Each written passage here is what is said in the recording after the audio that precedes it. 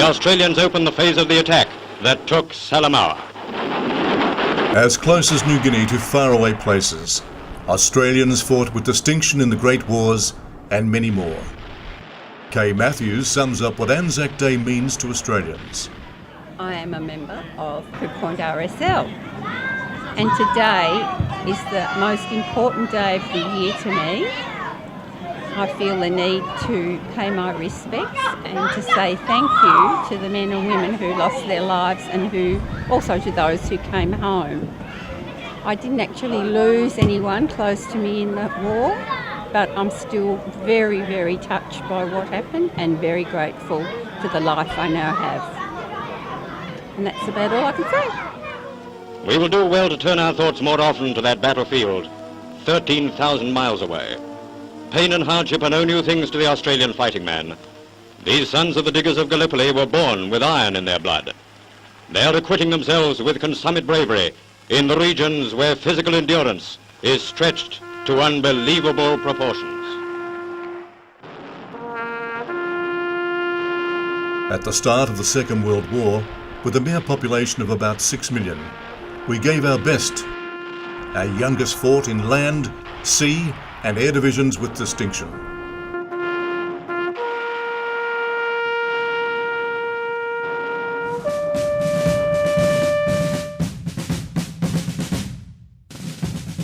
On ANZAC Day, hundreds of marches are conducted throughout Australia, but the small RSL club at Crib Point hosts one of the best.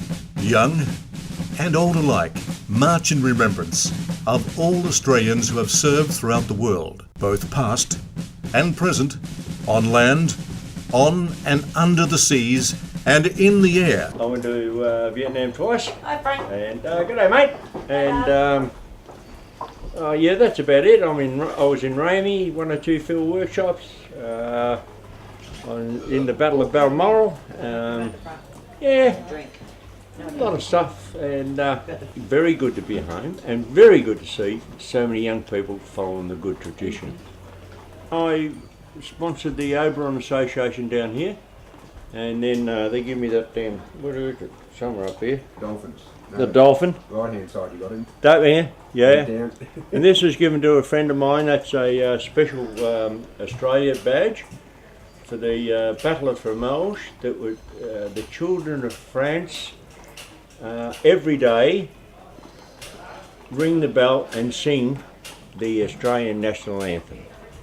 He went over there and took and replaced the bell because it was so bad by the Australian government, and I did a few things for him to make that, and he gave me this one here. I'm a sailor. I was joined the Navy during the World War II. I served in smaller ships, and I went up to New Guinea, and we were the gate ship in the harbour in Port Moresby, where we used to open and close the boom gates, the underwater gates, to let the ships in. After the war, I came down here and I settled in Crib Point, and not long after I got down here, they started with the RSL down here, and we built the first little RSL club, and then it just grew and grew until what it is now. I've been a member of the RSL since 1943. I was a foundation member of the Crib Point RSL, and I've been a member ever since. Recently, I reached their membership level of age, and they made me an honorary member from there on. And that's how I come to be in the RSL there today. Today, our children like these at Crib Point's RSL playground are free to play and explore and grow old due to past and present sacrifice. G'day, my name's Geordie Ord. I've been the president of Crib Point RSL for 35 years. As normal, it's been a fantastic day today and great to see a lot of young people here for the service. ANZAC Day, we think of our diggers and past wars. The war continues today.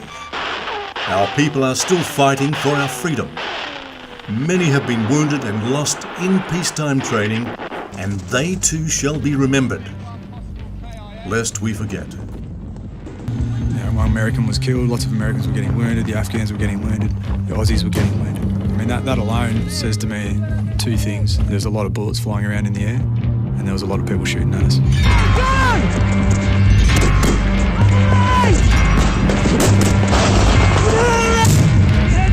You can't go over there and do it half-heartedly. It has to be 100% committed or not at all. And when you say goodbye to your family, you have to assume that that's it. You're never going to see them again. I grabbed his hand and I said, "Stay with me." I said, "Stay with me, Jonesy."